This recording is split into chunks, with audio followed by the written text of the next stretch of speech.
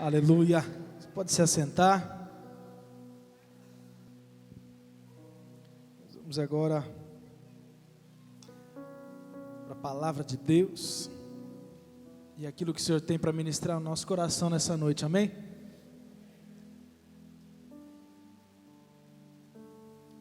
Abra sua Bíblia em 2 Tessalonicenses, capítulo 3.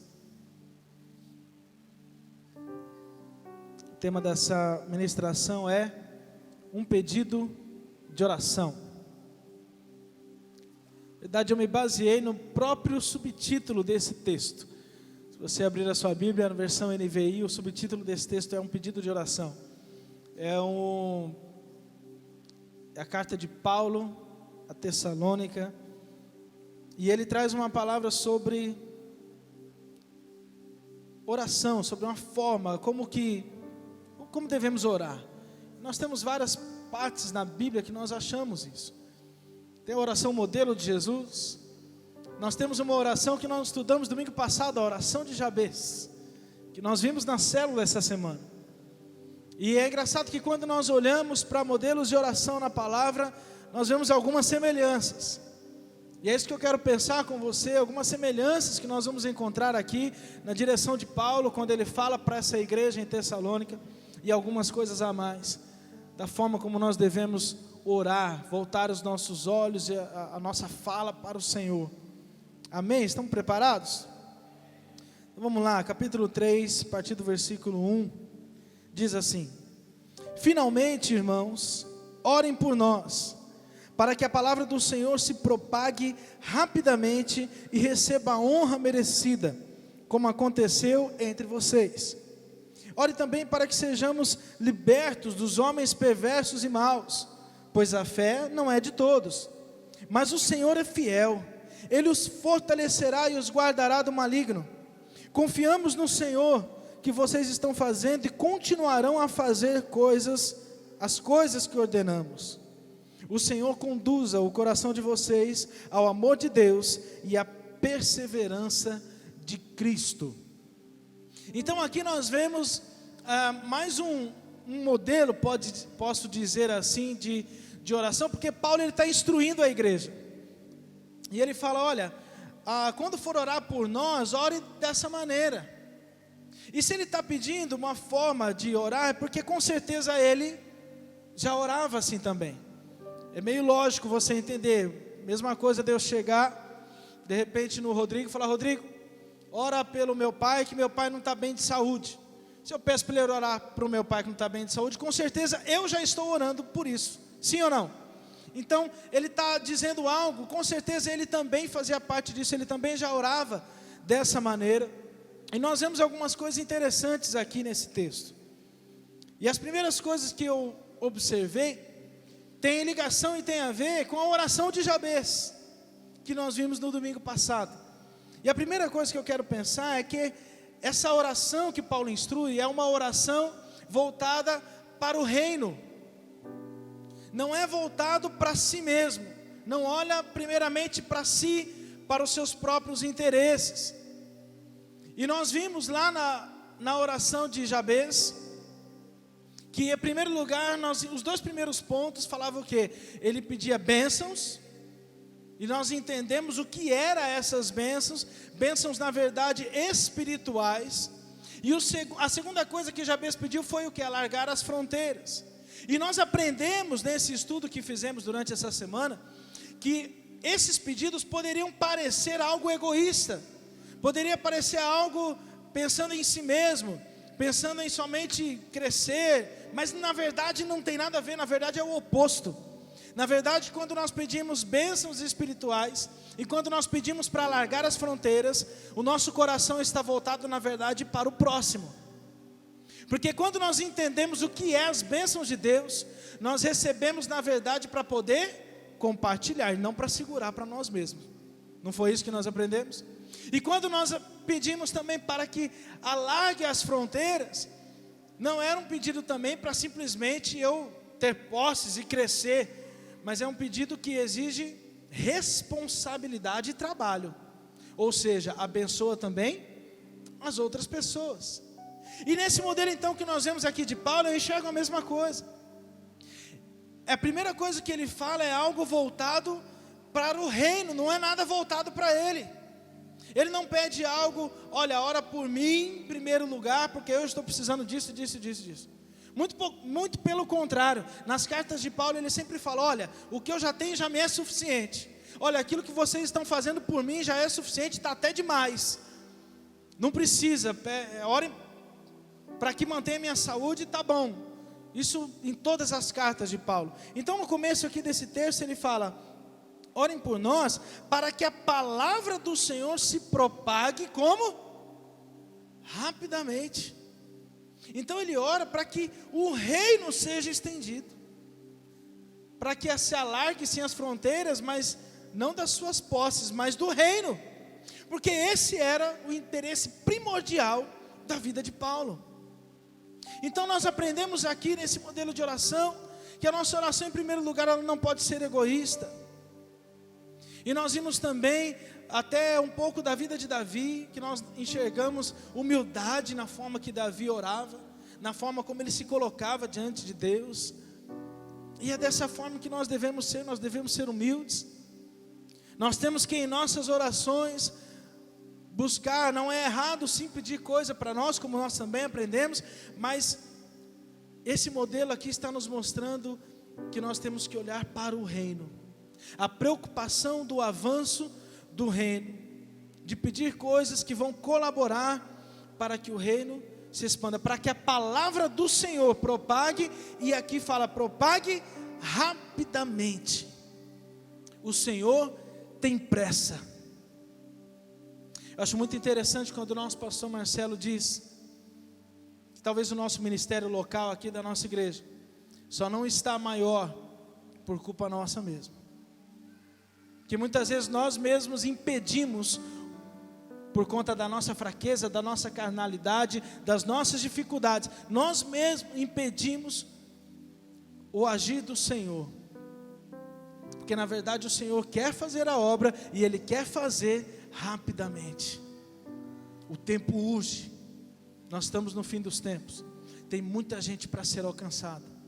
Nós acabamos de levantar no clamor pela nossa cidade, tem muita gente ainda na nossa cidade para ser alcançada. E é engraçado que às vezes, infelizmente, nós vemos alguns líderes, quando vai se abrir uma nova igreja em alguma cidade, às vezes falam, não, aqui não está cabendo outra igreja, aqui não cabe, aqui já tem igreja suficiente para o tamanho da cidade. Aí você vai olhar para a cidade e não tem 10% de pessoas convertidas. Como assim não cabe mais uma igreja? Será que é suficiente 10% de uma cidade convertida? Será que nós não precisamos mudar a nossa mentalidade? Será que nós não precisamos começar a compreender que a nossa mentalidade é mentalidade do reino, e não do nosso interesse, não daquilo que nós achamos, não daquilo que é confortável para nós? Porque realmente ficar do jeito que nós estamos sempre é mais fácil e mais confortável, mas não foi para isso que o Senhor nos chamou. O Senhor nos chama para avançar, o Senhor nos chama para olhar para o reino, para propagar rapidamente a mensagem de salvação. Como nós fizemos há pouco, aquilo que nós sentimos, a glória do Senhor nesse lugar, o agir, a liberdade que o Espírito Santo tem nesse lugar, é muito bom, e nós não podemos guardar isso somente para nós. Nós precisamos mudar a nossa mentalidade, e ter a mentalidade de avanço, mentalidade de conquista. E não é uma conquista egoísta, é uma conquista para o reino de Jesus. E aqui fala que se propague rapidamente e receba a honra merecida. Uau! Que receba a honra que merece. Ele está falando da palavra. Então essa palavra, ela precisa de honra. E quem vai dar essa honra somos nós. E aqui ele também fala, como já aconteceu entre vocês. Aqui ele está dizendo, essa maravilha, essa bênção da propagação da palavra rapidamente, essa honra já aconteceu no meio de vocês. Então agora orem para que aconteça aqui também. Então, se já foi bom para vocês, orem para que aconteça em outros lugares. Você está entendendo a mentalidade do reino? Você está entendendo que a oração voltada para o reino, ela é diferente? Mas a nossa cidade, vamos supor, né? Logo Araçatuba vai ser conquistada em nome de Jesus. Aí de repente, mas a nossa cidade já foi conquistada, eu vou continuar orando para quê mais? Porque tem Birigui, tem Guararapes, tem Mirandópolis. Cadê o Felipe? Mirandópolis. Tem muita cidade e a obra não vai parar, meu irmão. Nunca vai ser suficiente. E às vezes a gente para porque a nossa mentalidade ela é pequena. E às vezes a gente volta para tantas coisas pequenas. Às vezes a célula deixa de crescer, deixa de multiplicar, deixa de avançar. Às vezes um discipulado deixa de fluir por coisas tão pequenas, por picuinhas. E porque nesses momentos a gente esquece da mentalidade do reino. Porque se nós conseguíssemos exercitar a mentalidade do reino todos os dias e todos os momentos, nós passaríamos por cima de algumas coisas. Nós seríamos até injustiçados em algumas coisas por amor à obra e o avanço do reino. Mas nós não queremos ser injustiçados. E a gente quer ver a nossa justiça, mesmo que vai travar uma multiplicação de uma célula. E aí nós acabamos sendo egoístas. E não entendemos a mentalidade do reino. Mentalidade do reino é avanço. Aí alguns perguntam: é difícil ficar nessa igreja, porque essa igreja só fala de multiplicação, multiplicação, multiplicação e multiplicação. E vai continuar falando de multiplicação. Porque nós estamos tentando compreender e passar para todos a mentalidade do reino. Precisa sim avançar, precisa sim multiplicar, porque nós estamos conseguindo compreender aquilo que é desejo do coração do Senhor, não nossa. Eu sei que muitas vezes é difícil, porque talvez pelo mau exemplo de outras comunidades, algumas pessoas falam: não, eles só querem crescer por interesse próprio. De repente o pastor dessa igreja deve ganhar muito aí por fora, conforme vai crescendo o pessoal da igreja. E aí o Satanás vem com engano, e vai tirando a sua paz, vai tirando a sua tranquilidade. E isso faz com que você trave, faz com que você pare. E a obra para, e o reino não avança. Nós precisamos mudar a nossa mentalidade. Precisamos ter a mentalidade de crescimento, sim. Porque nós compreendemos aquilo que é desejo do coração do Senhor, para a minha vida e para a sua vida. Porque, meu irmão, estar aqui na terra, simplesmente para passar alguns anos, e não fazer nada, não fazer a diferença na vida de outra pessoa, eu já falei para o Senhor: se desse jeito eu não quero. Eu já orei para o Senhor, falei: Deus, se for para eu ficar aqui, e não fazer a diferença nas minhas atitudes, no meu ministério, não causar algo que vai impactar o teu nome na vida das pessoas, se não for assim eu não quero. Eu já falei para o Senhor: Senhor, aonde eu estiver, eu quero que o Senhor vá na minha frente, que o Senhor já esteja lá, que o Senhor já trabalhe antes de eu chegar, que eu só sou o canal, e se não for assim eu não quero ir. E essa precisa ser a sua oração também, porque se você, meu irmão, não se preocupa que aonde você estiver o Senhor não vai estar lá, se isso não arde no seu coração, se não há uma inconformidade no seu coração, se você chega no lugar e não sente a presença de Deus, tem algo errado. Tem algo errado. Nós precisamos dobrar os nossos joelhos e clamar para que o Senhor coloque em nossos corações a mentalidade do reino. E dessa maneira nós vamos mudar muitas atitudes nossas.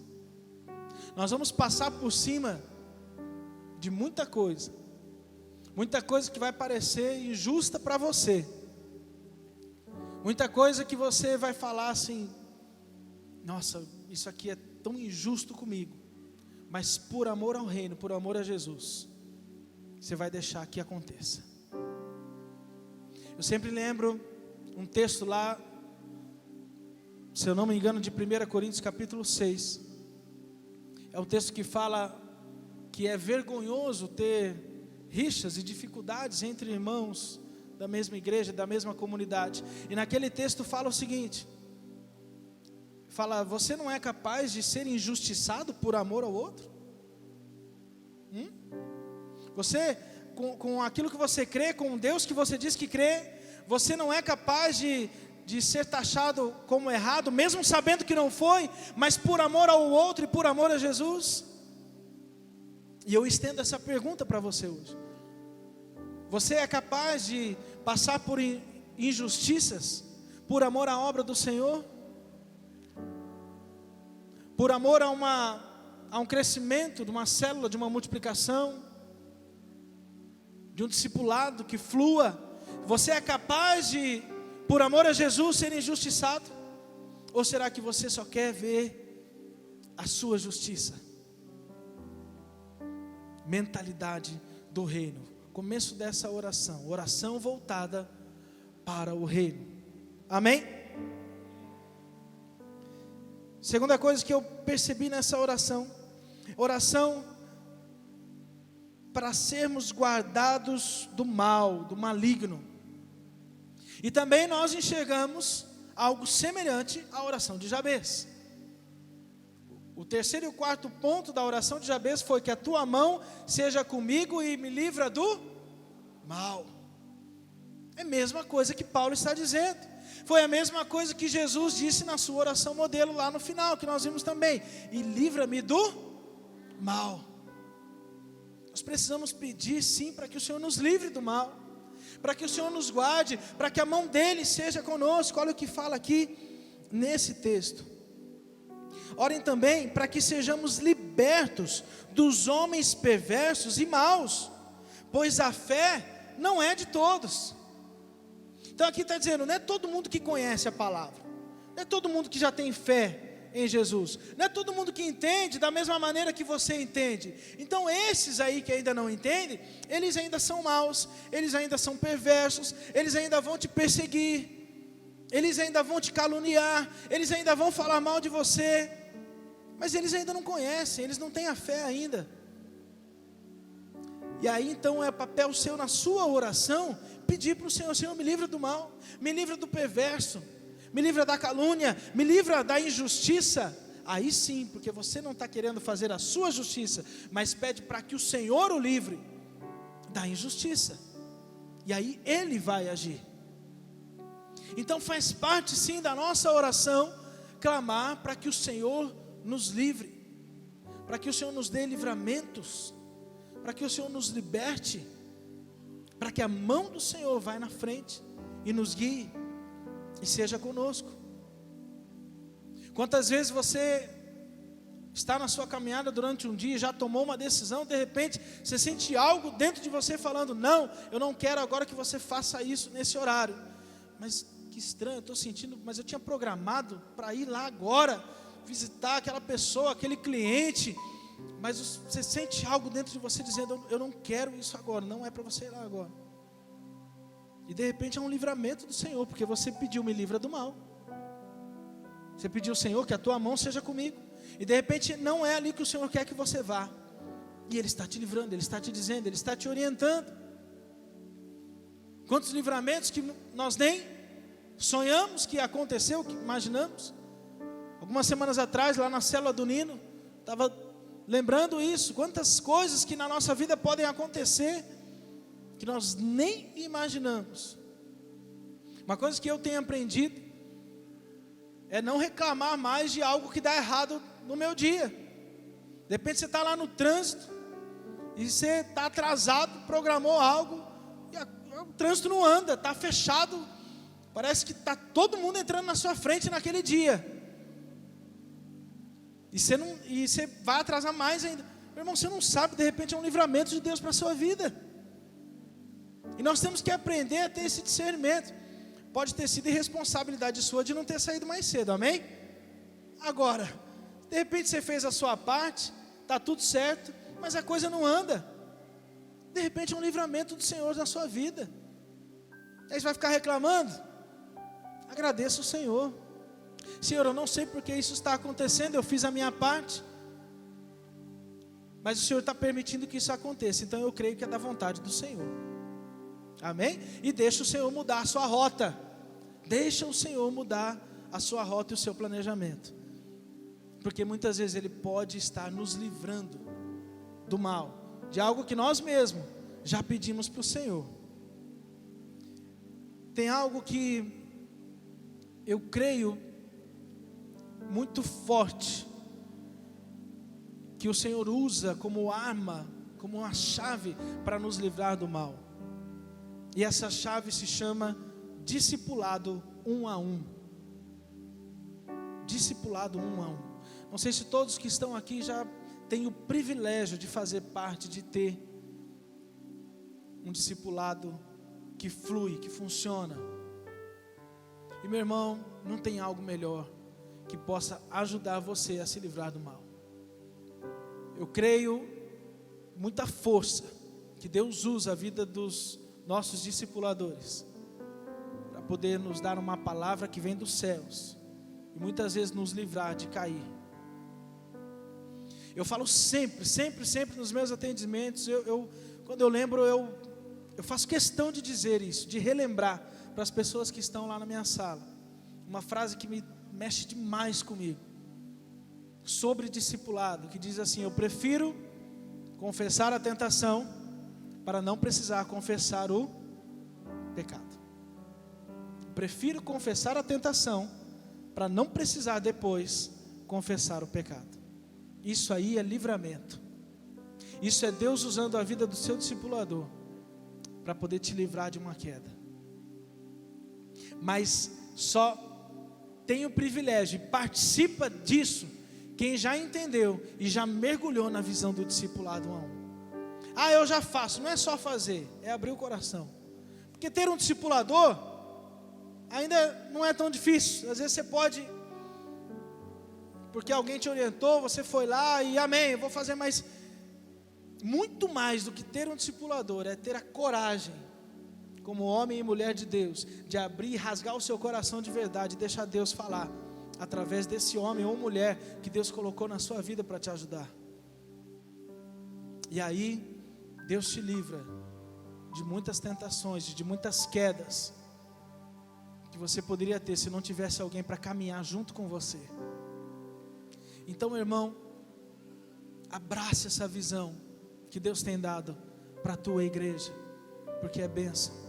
E Deus vai usar, você pode ter certeza disso, vai usar a vida dessa pessoa que Deus colocou na sua vida para poder te livrar de muitos males, de muitas quedas que você poderia ter.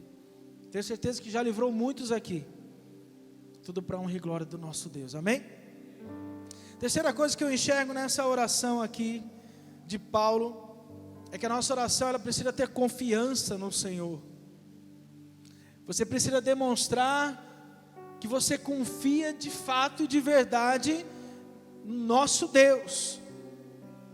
A nossa confiança tem que estar no Senhor, mas o que vai dizer se ela está de fato firmada no Senhor, não é necessariamente aquilo que nós falamos, mas é aquilo que nós fazemos, são as nossas atitudes.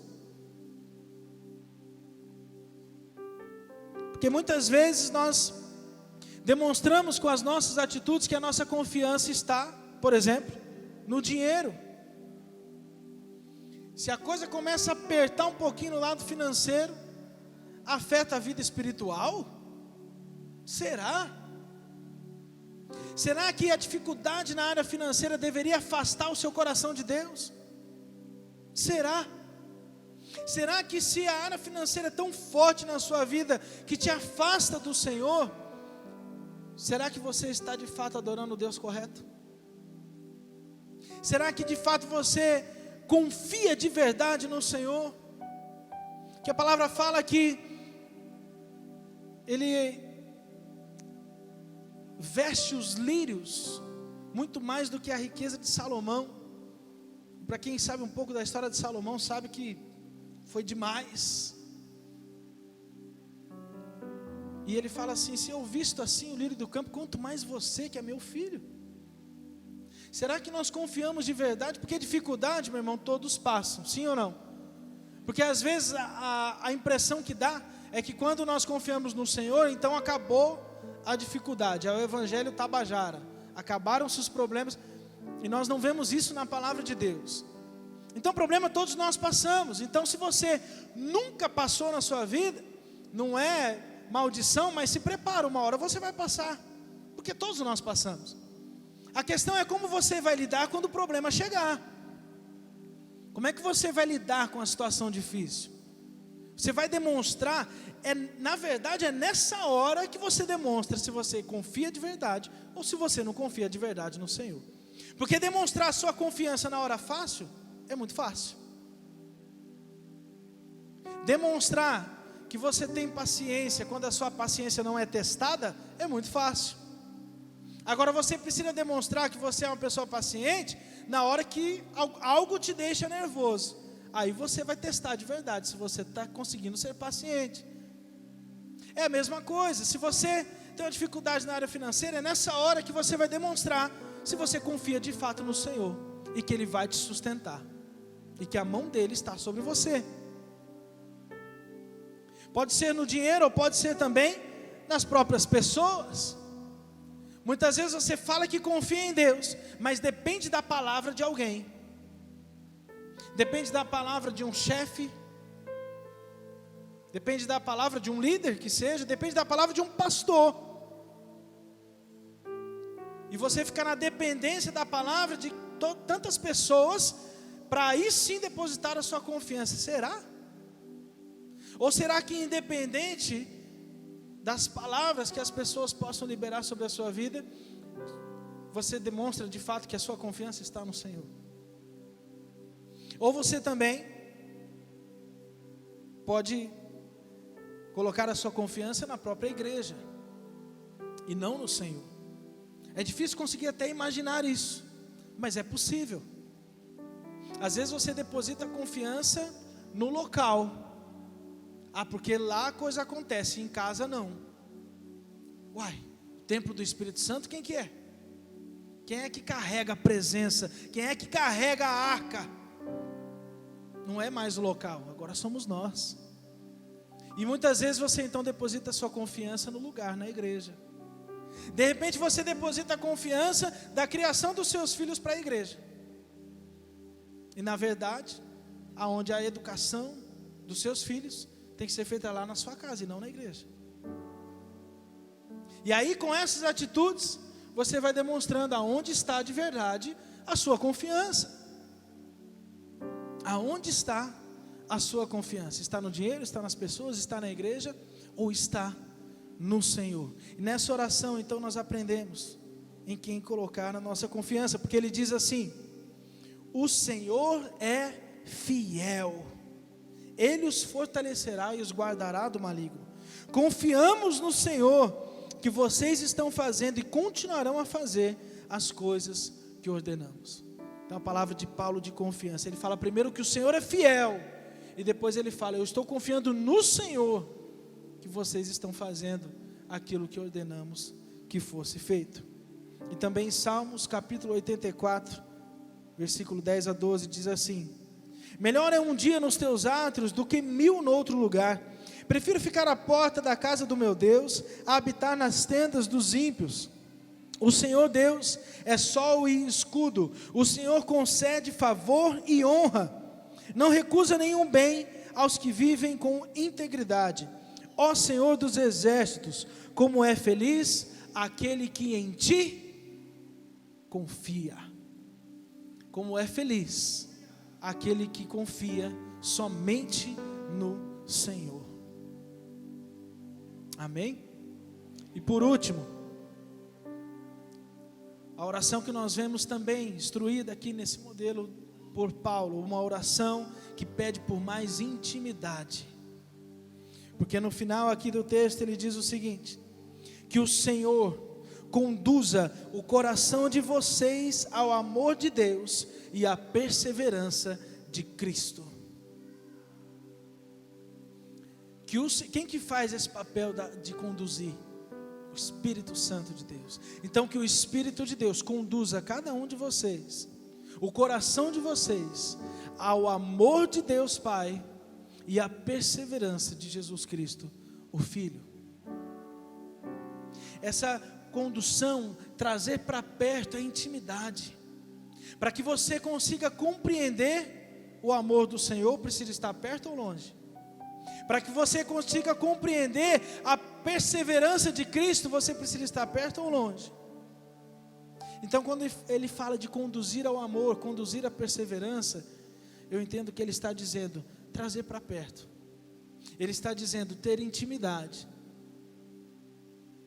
Porque sem estar perto, sem intimidade, sem conversar, você não vai conseguir compreender o amor de Deus. Você não vai conseguir compreender a perseverança de Cristo. Perseverança que o levou até a morte. Então nessa oração nós aprendemos também a pedir sim por mais intimidade. A própria oração já é um ato de intimidade. Mas você pode sim e deve pedir para o Senhor: Senhor, eu quero mais. Senhor, eu quero me aprofundar mais. Senhor, me dá mais força. Senhor, eu quero mais fome, eu quero mais sede de oração, da palavra. Senhor, me incomoda. Deus, eu não quero ficar na onde eu estou e não sentir falta do Senhor. Deus, eu não quero ficar onde estou e não sentir falta da Tua presença. Deus, eu não quero ser alheio à Tua palavra. Eu não quero ser alheio à vontade de conversar com o Senhor todos os dias. Então, Senhor, me ajuda e me conduza o meu coração, Senhor, a entender mais de perto o Teu amor e a Tua perseverança. Intimidade é algo que nós também devemos colocar na nossa lista de oração. Primeiro, uma oração voltada para o reino. Segundo, uma oração que pede para ser guardado do mal, do maligno. Terceiro, uma oração que expressa confiança de verdade no Senhor. E por último, uma oração que pede por mais intimidade com o nosso Deus. Amém?